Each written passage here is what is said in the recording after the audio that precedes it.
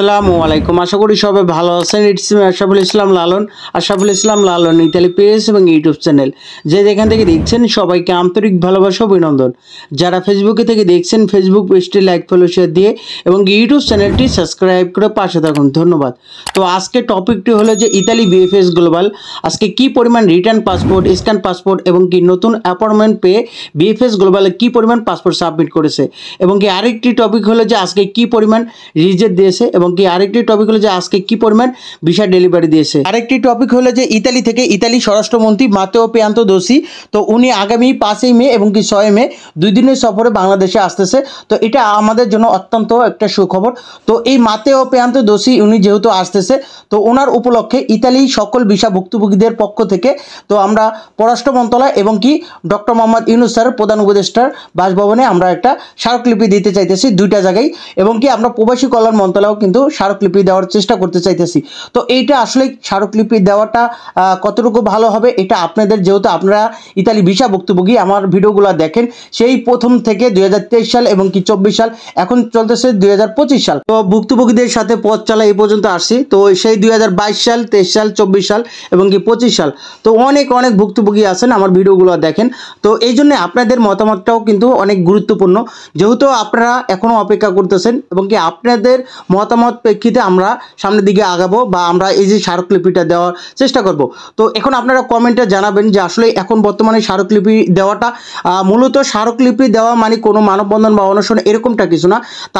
তারা কিন্তু অলরেডি জানে, তাদেরকে এই যে মানববন্ধন, অনশন, গণঅবস্থান কর্মসূচি অনেক কিছু করা হয়েছে। ডক্টর মোহাম্মদ ইউনূস স্যারের বাসভবনে আমরা মানববন্ধন করলাম এবং কি পররাষ্ট্র মন্ত্রণালয়, স্বরাষ্ট্র মন্ত্রণালয় এবং কি আপনারা আওয়ামী লীগ সরকার থাকতে জানেন যে ব্যারিস্টার সুমনের বাড়িতেও যাওয়া হয়েছে। তো এবং কি কোথায় না গেছে ইতালি ভিসা ভুক্তভোগী প্রবাসী কল্যাণ মন্ত্রণালয় গেছে, সব জায়গায় যাওয়া হয়ে গেছে অলরেডি, তারা কিন্তু এখন জানে। তারপরও যেহেতু আমাদের এখন কিছু করার নাই, এখনও অনেক কিন্তু ভুক্তভোগী অপেক্ষা করতেছে একটা সমাধানের জন্য। তারপরও যেহেতু তারা জানার পরও পররাষ্ট্র মন্ত্রণালয় তৌহিদ হোসেন এবং কি জসিমউদ্দিন ইতালি ভিসা ভুক্তভোগীদের নিয়ে ওরকম কিছু বলে না। তো এর মধ্যে যে ইতালিতে বাংলাদেশের রাষ্ট্রদূত যেটা হলো যে রফিকুল হক, উনি কিন্তু গত 2 দিনও কিন্তু অনেক সুন্দর কথা বলছে যে যেহেতু আমাদের স্বরাষ্ট্রমন্ত্রী, ইতালি স্বরাষ্ট্রমন্ত্রী উনি মাতেও পিয়ান্তোদোসি বাংলাদেশে আসবে, তো উনি আসাতে নাকি ভালো একটা সংবাদ বা ভালো একটা কিছু হতে যাচ্ছে। তো এটা আমরা আশাবাদী। এখন দেখতেছি যে বিগত দিনগুলো তো মারিয়া ত্রিপদী উনি আসছিলো, তো এটা ফেব্রুয়ারি মাসের 18 বা 19-20 তারিখে এরকমের সময় কিন্তু আসছিলো। তারপরে কিন্তু এখন ওই যে স্বরাষ্ট্রমন্ত্রী উনি আসতেছে। তো এই স্বরাষ্ট্রমন্ত্রী মাতেও পিয়ান্তোদোসি ওনার আসা উপলক্ষে কিন্তু আমরা প্রধান উপদেষ্টা ডক্টর মোহাম্মদ ইউনূস স্যারের কাছে একটা স্মারকলিপি এবং কি পররাষ্ট্র মন্ত্রণালয় তৌহিদ হোসেনের কাছে একটা স্মারকলিপি দেওয়ার চেষ্টা করতেছি। এখন আপনারা যদি মতামত দেন, যে সবাই যদি কমেন্টে জানান যে আসলে এই স্মারকলিপি দেওয়াটা আমাদের ভালো হবে, এইটুকুই আসলেই প্রধান উপদেষ্টার কাছে বলা থাকবে যে আপনাদের যেহেতু এটা আমরা দীর্ঘদিন এই যে ভুক্তভোগী হয়ে আছি এবং কি প্রায় 60,000 ভুক্তভোগী এখনও অপেক্ষা করতেছে যে একটা সমাধানের জন্য। তো আপনারা এটা যেহেতু এমনিতে সমাধান হইতেছে না, তো আপনাদের কাছে অনুরোধ রইল যে কূটনীতিকভাবে আপনারা দ্রুত একটা সমাধানের চেষ্টা করেন, কারণ এখন শত ভুক্তভোগীরা বিভিন্ন মিডল ইস্ট রাষ্ট্রে আইসা এখন হতাশার মধ্যে ভুগতেছে। তো এই জন্য তাদের কাছে অনুরোধ করা হবে স্মারকলিপি দিয়ে। তো এটা করলে কি হইব যে যেহেতু 5 মে 6 মে তারা কিন্তু আসতেছে স্বরাষ্ট্রমন্ত্রী মাতেও পিয়ান্তোদোসি, তো উনি যদি আসে, ওনাকে যদি এখন যদি স্মারকলিপিটা দিই, তারপরও এত করার পরও বর্তমানে যদি এখন যেহেতু রানিং এখন দিলে তাদের কাছে এই ব্যাপারটা মনে থাকবে। জানি না কতটুকু মনে থাকবে, বা তারপরও আমাদের চেষ্টা করতে কি, আমরা তো এরকম না এখানে মানববন্ধন বা অনশন কিছু না। হ্যাঁ, এখন আমরা দিলাম কাজ কতটুকু হবে এটা হলো পরের বিষয়। আপনি যদি কাজই না করেন তা আপনি অ্যান্সারে কীভাবে জানবেন? আপনি পরীক্ষা যদি দেন তাহলে সেখানে আপনি জানবেন পাস ফেলারটা আসবে, না দিলে কেমন জানবেন? তো এখানে কথা হলো কি যে স্বরাষ্ট্রমন্ত্রী যে আসবে ওনাকে আমরা ওনার উদ্দেশ্য করেই আমরা একটা স্মারকলিপি দিতে চাইতেছি। অবশ্যই আপনারা কমেন্টে জানাবেন যে আসলে এটা আমাদের জন্য কতটুকু ভালো হবে। তো আজকে ভিসার আপডেট হলো যে আজকে 29 এপ্রিল 2025 রোজ মঙ্গলবার। তো আজকে মোট রিটার্ন পাসপোর্ট, স্ক্যান পাসপোর্ট এবং কি নতুন অ্যাপয়েন্টমেন্ট পেয়ে বিএফএস গ্লোবালে পাসপোর্ট সাবমিটের সংখ্যা ছিল 150টি প্রায়। এর মধ্যে ঢাকা বিএফএস গ্লোবালে 61টি প্রায় এবং কি সিলেট বিএফএস গ্লোবালে 20টি প্রায় এবং কি চট্টগ্রাম বিএফএস গ্লোবালে 30টি প্রায়। তো গত 2 দিনের তুলনায় আজকে পাসপোর্টের সংখ্যা, সাবমিটের সংখ্যা কম ছিল। তো আজকে মোট রিজেক্টের সংখ্যা ছিল 27টি প্রায়, মোট ভিসার সংখ্যা ছিল 28টি। এর মধ্যে ফ্যামিলি ভিসা 13টি, এগ্রিকালচার ভিসা 7টি, স্পন্সর ভিসা 3টি, ডোমেস্টিক ভিসা একটি, ট্যুরিস্ট ভিসা একটি, স্টুডেন্ট ভিসা 2টি, বিজনেস ভিসা একটি। তো আসলে আপনাদের মনে একটা প্রশ্ন থাকে যে আসলে পাসপোর্ট সাবমিটের তুলনায় ভিসার সংখ্যা কম কেন? দেখেন, একটা ভিসা বা যে পাসপোর্টটা সাবমিট করার পর 13 থেকে 14 দিন বা 15 দিন বা সর্বোচ্চ 20 দিন কিন্তু তারপর কিন্তু তাকে রেডি ফর কালেকশন SMS দিয়ে ভিসা কালেক্ট করতে বলে।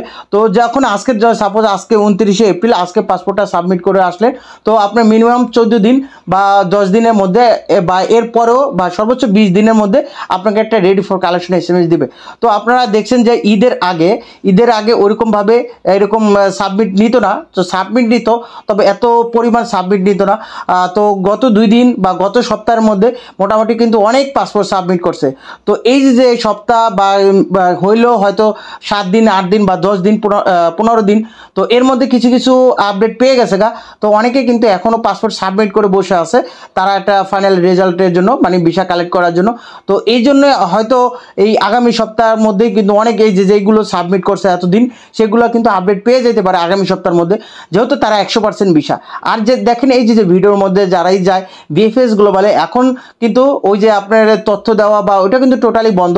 তারপরও যদি 2-1 জন তথ্য নেওয়ার জন্য যায়, হ্যাঁ, এখন VFS গ্লোবালে আপনি গেলেন, তো যারা ওইখানে দাঁড়িয়ে থাকে তো তাদের কাছে রিকোয়েস্ট করে যে আপনি একটা জিনিস জানার জন্য ভিতরে ঢুকতে চাইতেছেন, কিন্তু আপনাকে ঢুকতে দিল এই বলে কিন্তু আগের মতো সবাইকে ঢুকতে দিবে না, কারণ কি টোটালি এখন তথ্য নেওয়া দেওয়া সবই বন্ধ।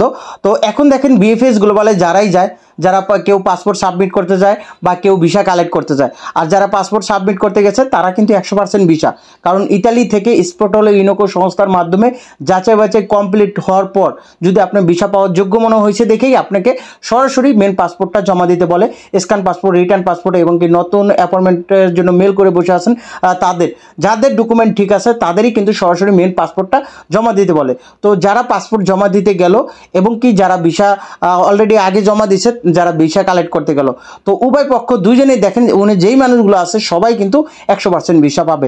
তবে এখানে আমি আপনাদেরকে বলি যে এটা শুধু ওয়ার্ক ভিসা ক্যাটাগরির আওতায়, যারা স্টুডেন্ট ভিসা, তারপর ফ্যামিলি ভিসা, তারপর বিজনেস ভিসা, ট্যুরিস্ট ভিসা আছেন, তো আপনাদের ক্যাটাগরি কিন্তু আলাদা। আপনাদের জমা দেওয়ার সময় কিন্তু মেন পাসপোর্টটা জমা নেয়। যারা ফ্যামিলি ভিসা আছেন আপনাদের কিন্তু এখন মেন পাসপোর্টটা জমা নেয়। তো এই যে যারা নতুন অ্যাপয়েন্টমেন্ট পাইতেছে ওয়ার্ক ভিসা, তাদের ক্ষেত্রটা কিন্তু আলাদা, আর আপনাদের ক্ষেত্রটা কিন্তু আলাদা, সম্পূর্ণ আলাদা। ওয়ার্ক ভিসা ক্যাটাগরি এবং কি ফ্যামিলি, ট্যুরিস্ট, বিজনেস, স্টুডেন্ট, এগুলা কিন্তু সেক্টর আলাদা, কারণ কি আপনাদের অ্যাপয়েন্টমেন্ট সিস্টেমটাই আলাদা, তাদের অ্যাপয়েন্টমেন্ট সিস্টেমটা আলাদা। কারণ কি তাদেরটা হলো ইতালি থেকে যাচাই বাছাই করার পর সম্পূর্ণ হওয়ার পর তাকে পাসপোর্টটা সাবমিট করতে বলে, কিন্তু আপনি যখন জমা দিবেন আপনার ম্যারেজ সার্টিফিকেট বা আপনার আনুষঙ্গিক বিভিন্ন ডকুমেন্টগুলো যখন জমা দেবেন তখনই আপনারটা যাচাই বাছাই তারা করে। তো এটাই বলবো যে আর যারা অপেক্ষা করতেছেন আপনারা অপেক্ষা করেন, এখন অ্যাপয়েন্টমেন্টও দিতেছে সীমিত আকারে, তবে ওইরকম তুলনামূলক ওইরকমভাবে দিতেছে না। দেখেন আজকে যে 150টি সাবমিট, তো এর মধ্যে 150টি ধরনের আপডেট এবং কি আপনার 30 থেকে 40টা রিজেক্ট। তো এই যে 200 বা শত ভুক্তভোগী এখনও অপেক্ষা আছে, তো 200, 100, 300 এরকম আপডেট দিলে তো এই শত ভুক্তভোগীরা কখন একটা সমাধান পাইব? হ্যাঁ, দেখেন দিন যাইতেছে ভুক্তভোগীর সংখ্যা বাড়তেছে, তো নতুন 2025 সালে নুরস্তা পাইবে, তারাও কিন্তু ভুক্তভোগী হয়ে যাব। তো এই যে এতে করে আসলে তাদের কার্যক্রম আরও দ্রুত বাড়ানো, আমি মনে করি যে আরও আগে থেকে তারা বলতেছেন লোকসংখ্যা কমের জন্য তারা 100 বেশি ডেলিভারি দিতে পারে না, যেটা আন্তোনিও আলেসান্দ্রো, আপনারা জানেন যে ইতালির রাষ্ট্রদূত আন্তোনিও আলেসান্দ্রো এই কথা অনেকবার বলছে, কিন্তু তাকে আমরা যে অনুরোধ করা হয়েছে যে আপনি লোকসংখ্যা বাড়ান, কিন্তু লোকসংখ্যা তাদেরকে গণমাধ্যমেও প্রশ্ন করছে আপনি লোকসংখ্যা বাড়ান, বিভিন্ন সময় বিভিন্ন কথা বলে তারা কিন্তু একটা কথা যে আমাদের লোকসংখ্যা কম, কাজের অতিরিক্ত ফেক কাগজ জমা পড়ছে। ভাই অতিরিক্ত ফেক কাগজ জমা পড়লে ইতালিতে কতটি আপনার পেফুতরা ওই জায়গা থেকে যদি চেক করতে কতক্ষণ সময় লাগে?